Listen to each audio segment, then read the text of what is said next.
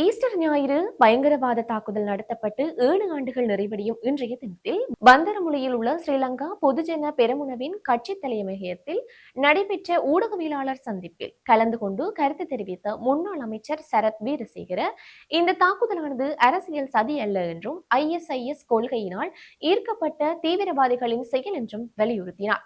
இத்தாக்குதலின் உயிரிழந்த மற்றும் காயமடைந்த உறவுகளுக்காக தனது ஆழ்ந்த இரங்கலை தெரிவித்த அவர் இதுவரையில் 735 பேர் கைது செய்யப்பட்டுள்ளதாகவும் 79 பேருக்கு எதிராக குற்றப்பத்திரிகை தாக்கல் செயற்பட்டு 9 மாவட்டங்களில் 25 வழக்குகள் நடைபெற்று வருவதாகவும் குறிப்பிட்டார். இருப்பினும் தற்போதைய அரசாங்கம் கத்தோலிக்க மக்களின் வாக்குகளை பெறுவதற்காக இத்தாக்குதலுக்கு பின்னால் ஒரு மகா சூத்திரதாரி இருப்பதாக கூறி மக்களை ஏமாற்றியதாக அவர் குற்றம் சாட்டினார்.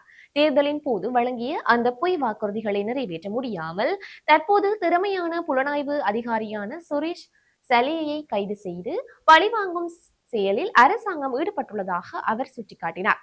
குறிப்பாக 2016 முதல் 2019 டிசம்பர் வரை சுரேஷ் சலே வெளிநாட்டிலேயே தங்கியிருந்த நிலையில் நாட்டில் இல்லாத ஒருவரை இந்த தாக்குதலுடன் தொடர்புபடுவது அநீதியானது எனவும் இது புலம்பெயர் டயஸ்போராவினரை திருப்திப்படுத்த செய்யும் ஒரு முயற்சி எனவும் அவர் விமர்சித்தார். FBI மற்றும் ஆஸ்திரேலிய பெடரல் போலீஸ் போன்ற சர்வதேச புலனாய்வு பிரிவுகள் மற்றும் உள்நாட்டு விசாரணை ஆணைக்குழுக்கள் என எவற்றின் அறிக்கைகளிலும் இத்தாக்குதலின் பின்னணியில் அரசியல் சதி இருந்ததாக கூறப்படவில்லை என்பதை அவர் இதன் போது நினைவுபடுத்தினார். தாக்குதலுக்கு முன்னர் சஹரான் வெளியிட்ட வீடியோவில் இது ISIS தலைவருக்காகவும் இஸ்லாமிய அரசு என்ற கொள்கைக்காகவும் நியூசிலாந்து தாக்குதலுக்கான பழிவாங்கலுமாகவே நடத்தப்படுவதாக தெளிவாக கூறப்பட்டுள்ளதாக அவர் தெரிவித்தார்.